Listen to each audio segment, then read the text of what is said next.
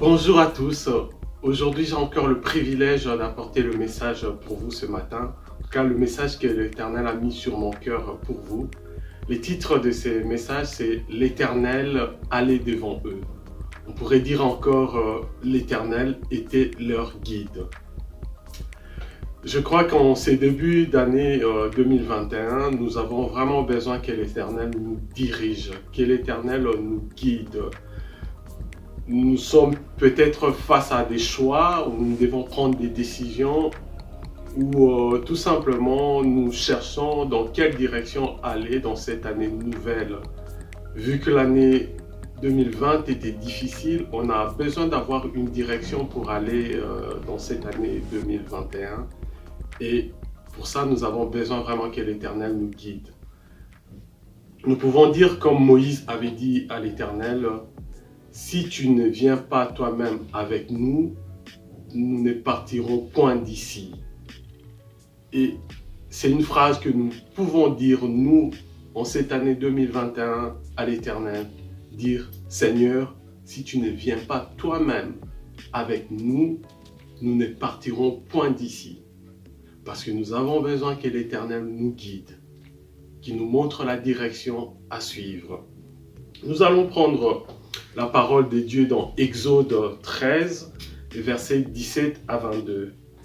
Lorsque le Pharaon laissa partir le peuple, Dieu ne les conduisit point par le chemin du pays des Philistins, quoique le plus proche. Car Dieu disait, le peuple pourrait avoir du regret en voyant la guerre et retourner en Égypte. Mais Dieu fit faire un détour au peuple par les chemins du désert, vers la mer des Jonques. Les Israélites montèrent tout équipés hors du pays d'Égypte. Moïse prit avec lui les ossements de Joseph, car Joseph avait fait jurer les fils d'Israël en disant, « Certes, Dieu vous visitera et vous ferez remonter mes ossements avec vous loin d'ici. » Ils partirent de Sukkot et campèrent à Étam, à l'extrémité du désert. L'Éternel allait devant eux, le jour dans une colonne de nuée pour les guider sur le chemin, et la nuit dans une colonne de feu pour les éclairer, afin qu'ils marchent jour et nuit. La colonne de nuée ne se retirait pas de devant le peuple pendant le jour, ni la colonne de feu pendant la nuit. Amen. Voilà. Je vais placer un peu l'histoire dans son contexte. Le peuple d'Israël a vécu plus de 400 ans dans l'esclavage en Égypte. Et Dieu va envoyer Moïse pour délivrer le peuple de l'esclavage. Mais ils ne vont pas avoir facile parce qu'ils vont buter contre une résistance. Et c'était la résistance des pharaons, puisque Pharaon ne voulait pas les laisser partir. Après, Pharaon va décider quand même de les laisser partir avant de les poursuivre plus tard. Mais en allant, Dieu va dire au peuple d'Israël de ne pas aller vers le chemin le plus court, mais il va leur faire un détour. Et cela nous donne déjà un enseignement que c'est Dieu qui guide et nous devons nous laisser guider par Dieu. Et quand Dieu guide, des fois, il ne nous fait pas prendre le chemin le plus court. Il nous fait prendre un long chemin ou un détour. Des fois, ça peut être des choses difficiles ou des choses plus complexes, mais Dieu sait pourquoi il nous fait faire ces détours-là. Il ne nous envoie pas directement vers le chemin le plus court. Et nous devons lui faire confiance parce que c'est lui le guide. Si nous le faisons confiance, il va nous amener à bon port. Alors ça, c'est vraiment un enseignement que nous devons retenir cette année 2021. Laissez Dieu nous guider. Je vais donner un petit témoignage. En fait, il y a quelques années, j'ai travaillé pour un grand groupe financier. Et je devais changer de boulot, je devais plutôt changer d'entreprise. Et là, vraiment, je sentais que voilà, c'était le moment de quitter. Mais avant de quitter cette entreprise, voilà, j'ai prié, j'ai demandé à Dieu la direction pour qu'il me montre où je devais aller. Et j'ai même donné ma démission avant de savoir même où je devais aller. Parce que en moi, je savais que Dieu était en train de me diriger et j'avais vraiment la certitude que c'était le moment de partir, de quitter cette entreprise-là. Et je reçois un coup de fil d'un recruteur anglais qui me propose une offre d'une entreprise, une grande entreprise qui gérait à l'époque la fortune d'une famille très connue mondialement. Et je passe les entretiens dans cette entreprise, tout se passe bien. Et il me propose un contrat et il devait vraiment bien me payer, même mieux que là où j'étais. Mais c'était pas dans la volonté de Dieu. Et je sentais que c'est pas là où Dieu me dirigeait. Mais pourtant, c'était un chemin plus facile puisque je venais de démissionner sans même avoir trouvé un autre emploi. Et cet emploi-là s'est présenté. Mais malgré cela, je sentis que c'était pas dans la volonté de Dieu, mais Dieu m'a amené ailleurs. Donc, au lieu de prendre ce chemin le plus court, aller vers l'entreprise qui gérait une grosse fortune, mais non, mais Dieu m'a dirigé vers une autre boîte. Et cette boîte-là, je me suis épanoui au sein de cette boîte-là. Donc, j'ai vraiment été attentif à la direction que Dieu m'a montrée. J'avais laissé Dieu me diriger par rapport à cette histoire. Voilà. Donc, c'est pour nous dire vraiment, comme le passage que nous venons de lire, Dieu allait devant le peuple d'Israël, jour et nuit. Et c'est un enseignement pour nous. Pendant le jour, le Seigneur le dirigeait à travers la colonne des nuées. Et la nuit, le dirigeait à travers la colonne de feu. C'est-à-dire, pendant le jour, même si les choses vont bien, laissons Dieu nous diriger. Et pendant la nuit, symbole de l'obscurité, symbole des difficultés. C'est encore en ce moment-là qu'on a le plus besoin de notre Dieu pour qu'il nous guide. Donc nous devons vraiment laisser le Seigneur nous guider. Nous devons laisser le Seigneur vraiment nous conduire là où il veut nous amener. Et c'est un enseignement très important. Si nous voulons marcher, avancer avec le Seigneur, nous devons le laisser prendre le lead, prendre la direction. C'est ça que le Seigneur veut pour nous. Et le Seigneur lui-même dit, je suis le bon berger. Mais le bon berger, qu'est-ce qu'il fait? Il guide ses brebis. Il sait là où il va amener ses brebis. Il va amener ses brebis dans des verts pâturages, comme le dit le psaume 23. Il va amener ses brebis dans les sentiers de la justice, parce qu'il sait que ses brebis seront bien là. Et c'est lui qui donne vraiment la direction à ses brebis. Aujourd'hui, qu'est-ce qui se passe? En tant que chrétien de foi, on veut inverser les rôles. On veut devenir les guides et que Dieu nous suive. On prend des décisions et on veut que Dieu nous suive dans ses décisions. Non, or, ça doit être le contraire. C'est Dieu qui doit nous diriger, qui doit nous montrer vraiment la direction et marcher avec nous, marcher devant nous. Le Seigneur lui-même nous dit dans Jean 10, 27, « Mes brebis entendent ma voix. Moi, je les connais et elles me suivent. » Le Seigneur dit, « Je connais mes brebis. Elles entendent ma voix et elles me suivent. » Donc, ça nous montre que voilà, nous devons laisser le Seigneur nous diriger. Nous devons laisser le Seigneur prendre le lead. Ça, c'est quelque chose vraiment de fondamental. De fondamental, nous devons avancer avec le Seigneur. Et le Seigneur allait devant le peuple d'Israël. Le Seigneur ne montrait pas seulement la direction. Parce qu'aujourd'hui, des fois, on demande au Seigneur, on dit, Seigneur, montre-moi la direction à suivre. Non, nous ne devons pas faire comme ça. Nous devons dire au Seigneur, Seigneur, nous voulons marcher avec toi. Marche devant nous. Oui, Seigneur, montre-nous la direction, mais toi-même, précède-nous. Comme la prière de Moïse, comme j'avais dit au début du message, si tu ne viens point avec nous, nous ne partirons point d'ici. Donc vraiment, c'est ce que nous devons faire. Demander la direction au Seigneur, mais laisser le Seigneur marcher devant nous. C'est quelque chose d'important. Voilà. Et lui, en tant que berger, il va vraiment nous conduire dans des lieux sûrs. Et même si on traverse des moments difficiles, mais si on a l'assurance qu'on est en train de marcher avec Dieu, qu'on est dans la direction de Dieu et que Dieu lui-même nous précède, qu'est-ce qui arrive? Nous serons comme le psalmiste qui dit dans le psaume 84, lorsqu'il traverse la vallée du Baca ou la vallée de pleurs, il la transforme en oasis. C'est ça, c'est merveilleux.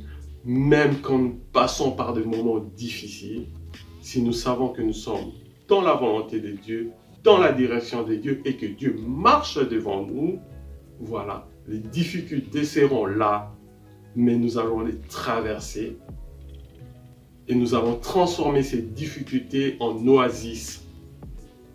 C'est le psaume 84, verset 7 qui le dit.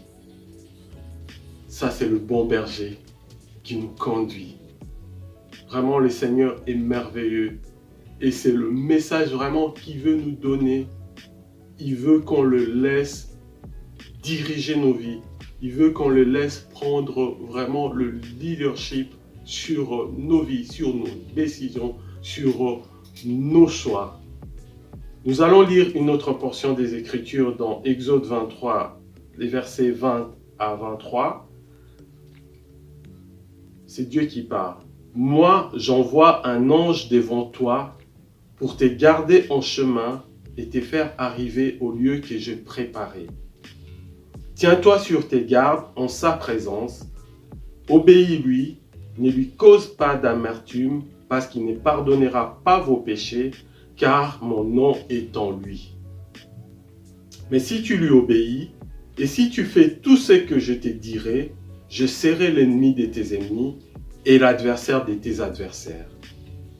Mon ange marchera devant toi et te conduira chez les Amoréens, les Hittites, les Phérésiens, les Cananéens, les Éviens, les Yébousiens, et je les exterminerai.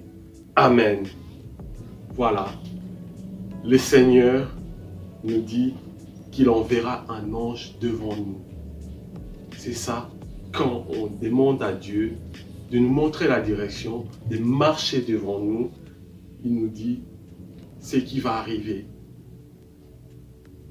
La présence de Dieu, le fait que Dieu marche devant nous, le fait que Dieu nous montre la direction et qu'il marche devant nous, ça implique certaines choses. Ça implique la protection. Ça, le Seigneur le dit. Il va nous protéger. Il va nous donner de l'assurance. Et nous allons avoir des victoires, des succès. Pas seulement des victoires ou des succès au sens où on peut l'entendre humainement.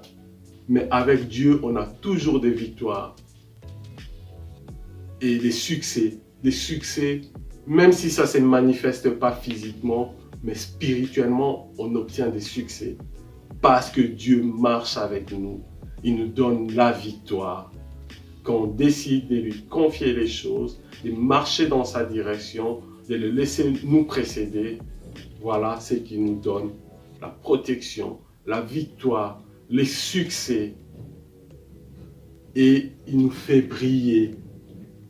Parce que la lumière de Dieu sera en nous et nous serons le reflet de la gloire de Dieu.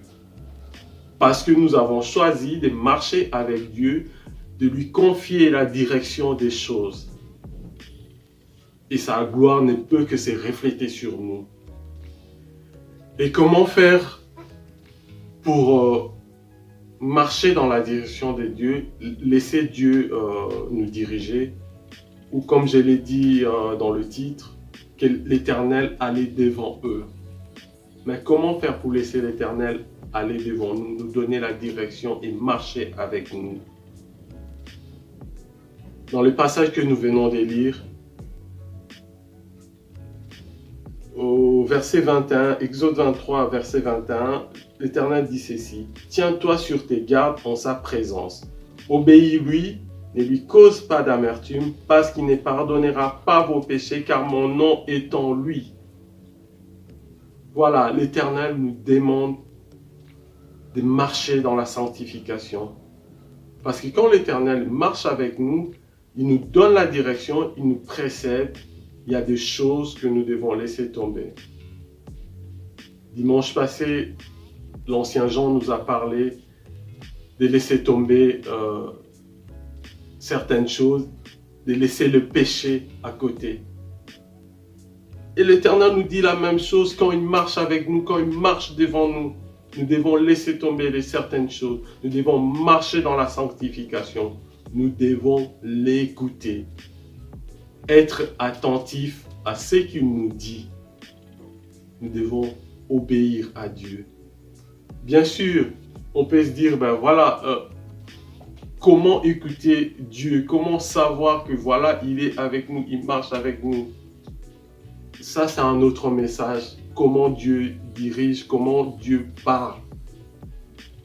Mais nous, Dieu nous a donné son Esprit Saint, le Saint-Esprit qui vit en nous. Bien souvent, on ne lui laisse pas le temps de nous diriger. On ne l'écoute pas. Le Saint-Esprit est en nous. Laissons le Saint-Esprit vraiment nous diriger. Parce que quand on dit l'Éternel marchait devant eux, l'Éternel était avec Israël. Il marchait devant eux. Et nous avons le Saint-Esprit en nous. Et c'est lui qui doit nous diriger. Aujourd'hui, on n'associe plus le Saint-Esprit dans nos décisions, ou du moins pas beaucoup dans nos décisions, alors que le Saint-Esprit est là. C'est le conseiller. Le conseiller. Il va nous conseiller, il va nous montrer la direction à suivre et il sera avec nous. Mais nous devons lui faire confiance et le laisser nous diriger. Et vraiment pour cette année, le Seigneur veut vraiment marcher devant nous et il veut nous conduire dans des lieux qu'on n'a jamais soupçonnés. Il veut nous conduire vraiment dans des profondeurs. Mais pour ça, nous devons lui faire confiance. Et nous devons lâcher prise. Nous devons lâcher prise. Nous devons faire comme Ézéchiel, lorsqu'il a eu la vision du fleuve de Dieu. Au début, il marchait, mais à un moment donné, il n'arrivait plus à marcher. Il a dû lâcher prise pour se laisser emporter par le torrent de Dieu. Voilà ce que nous devons faire. Voilà le message que Dieu nous donne. Nous devons nous laisser emporter par le torrent de Dieu. Donc vraiment, lâchons prise. Le Seigneur va nous diriger. Il va nous conduire dans des lieux élevés, dans des endroits où on ne soupçonnait même pas, dans des directions où on ne soupçonnait même pas, dans des projets où on ne soupçonnait même pas. Parce que c'est lui qui donnera la direction, c'est lui qui sera le guide dans cette direction-là. Que le Seigneur nous bénisse.